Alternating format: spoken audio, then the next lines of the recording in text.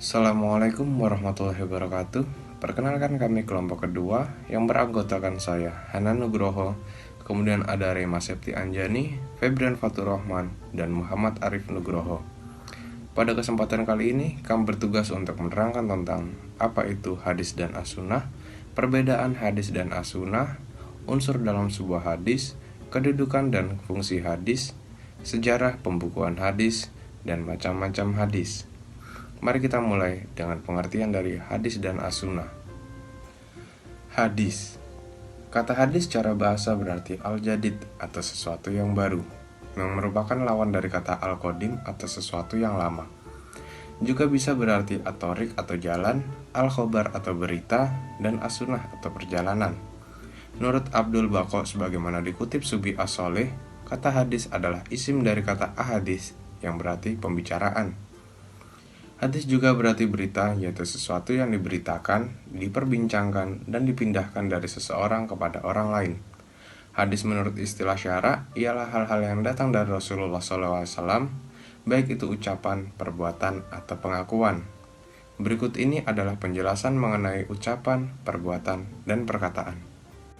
Hadis qauliyah atau ucapan, yaitu hadis-hadis Rasulullah SAW yang diucapkannya dalam berbagai tujuan dan persuaian atau situasi. Hadis fi'liyah, yaitu perbuatan-perbuatan Nabi Muhammad SAW seperti pekerjaan melakukan sholat 5 waktu dengan tata caranya dan rukun-rukunnya, pekerjaan menunaikan ibadah hajinya, dan pekerjaannya mengadili dengan satu saksi dan sumpah dari pihak penuduh. Hadis takririyah, yaitu perbuatan sebagian para sahabat Nabi yang telah diikrarkan oleh Nabi Shallallahu Alaihi Wasallam, baik perbuatan itu berbentuk ucapan atau perbuatan.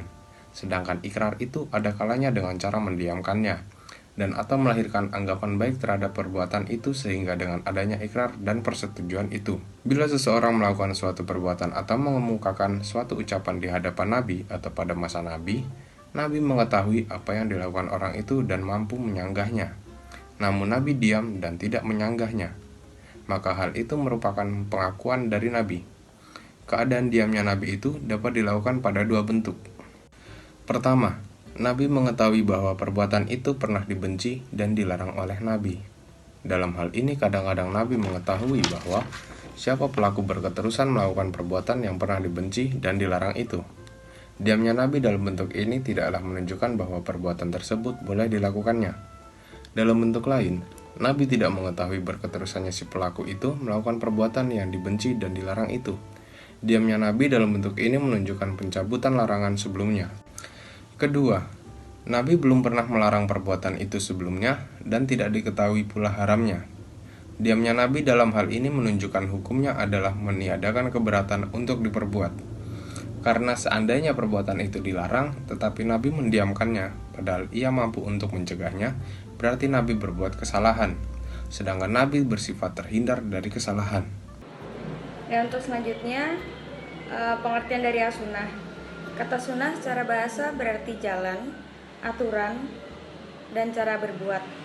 Menurut Al-Jurjani, sunnah berarti kebiasaan, jalan yang diridhoi maupun tidak diridhoi. Kata sunnah dapat juga diartikan sebagai sebuah tradisi yang telah biasa dikerjakan, baik terpuji maupun tercela. Pengertian as-sunnah menurut syariat as-sunnah ialah segala sesuatu yang bersumber dari Nabi Shallallahu Alaihi Wasallam dalam bentuk qaul, ucapan, fiil, perbuatan, takrir, penetapan, sifat tubuh serta akhlak yang dimaksudkan dengannya sebagai tasri atau pensyariatan bagi umat Islam. Dan selanjutnya unsur-unsur dalam hadis. Yang pertama adalah rawi. Rawi adalah informan yang menyampaikan hadis dari Nabi Muhammad SAW. Yang kedua adalah sanad. Sanad adalah silsilah atau kumpulan rawi dari sahabat hingga orang terakhir yang meriwayatkannya. Yang ketiga, mukharij adalah rawi terakhir yang menuliskan riwayat yang ia dapat dalam sebuah catatan atau karya pribadinya. Yang keempat, siyaqul ada adalah redaksi yang dipakai oleh seorang rawi dalam meriwayatkan sebuah hadis. Dan yang terakhir adalah Matan adalah redaksi dari riwayat yang disampaikan oleh masing-masing rawi. Kedudukan hadis sebagai bayani atau menjalankan fungsi yang menjelaskan hukum Al-Quran tidak diragukan lagi dan dapat diterima oleh semua pihak. Karena memang untuk itulah Nabi ditugaskan Allah Subhanahu wa Ta'ala. Namun dalam kedudukan hadis sebagai dalil yang berdiri sendiri dan sebagai sumber kedua setelah Al-Quran menjadi bahan perbincangan di kalangan ulama. Perbincangan ini muncul disebabkan oleh keterangan Allah sendiri yang menjelaskan bahwa Al-Quran atau ajaran Islam itu telah sempurna. Oleh karenanya tidak perlu lagi ditambah oleh sumber lain. Fungsi hadis 1. Menguatkan dan menegaskan hukum-hukum yang tersebut dalam Al-Quran atau disebut fungsi takkid dan takrir. Dalam bentuk ini hadis hanya seperti mengulangi apa-apa yang tersebut dalam Al-Quran. Umpamanya firman Allah dalam surat Al-Baqarah ayat 110 yang artinya, dan dirikanlah sholat dan tunaikanlah zakat. Ayat itu dikuatkan oleh sabda Nabi yang artinya, Islam itu didirikan dengan 5 pondasi. Kesaksian bahwa tidak ada Tuhan selain Allah dan Muhammad adalah Rasulullah, mendirikan sholat dan menunaikan zakat. 2. Memberikan penjelasan terhadap apa yang dimaksud dalam Al-Quran dalam hal menjelaskan arti yang masih samar dalam Al-Quran, merinci apa-apa yang dalam Al-Quran disebutkan sebagai garis besar, membatasi apa-apa yang dalam Al-Quran disebutkan secara umum, memperluas maksud dari sesuatu yang tersebut dalam Al-Quran. Sejarah pembukaan hadis. Jadi pembukaan hadis terbentuk pada masa pemerintahan Khalifah Umar bin Abdul Aziz yang dinobatkan pada akhir abad pertama, yakni tahun 99 Hijriah dan memasuki abad kedua Hijriah. Pada masa ini datanglah angin segar yang mendukung kelestarian hadis. Umar bin Abdul Aziz terkenal sebagai Khalifah Rasyidin yang kelima.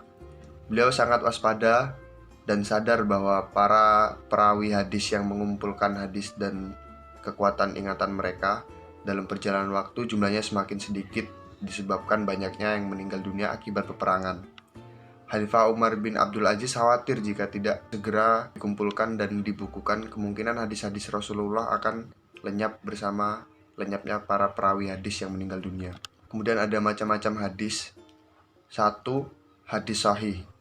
Kata sahih menurut bahasa berasal dari kata saha, yasihu, suhan wa syihatan wa syahahan, yang menurut bahasa berarti yang sehat, yang selamat, yang sah, dan yang benar.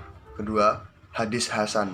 Menurut pendapat Ibnu Hajar, hadis hasan adalah hadis yang dinukilkan oleh orang yang adil, yang kurang kuat ingatannya, yang mutasil sanadnya, tidak cacat dan tidak ganjil.